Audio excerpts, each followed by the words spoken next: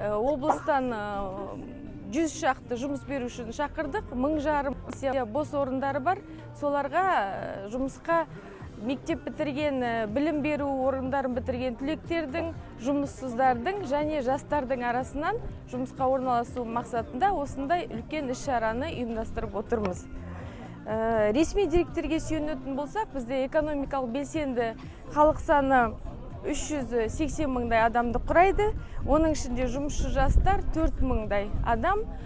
Осындай жәрмеңкеге біз бірінші рет емес, осы жылдың басынан 3-ші мәрте қатысып жатырмыз. Елбасымыздың тапсырмасы бойынша қазіргі ұлттық ұланның саны көбейді, сондықтан да жаңа лауазымдар ашылып жатыр. Сол лауазымдардың адамдарын тарту үшін осындай жәрмеңкеге қатысып жатырмыз. Әскери қызметке жақсылықтар өте көп. Ол қызмет, одан кейін лауазым, келісімшарт бойынша әскери қызметшілер, офицер шенінен алу мүмкіндік болады. Және де әскери оқу орындарына түсуге мүмкіншіліктер бар.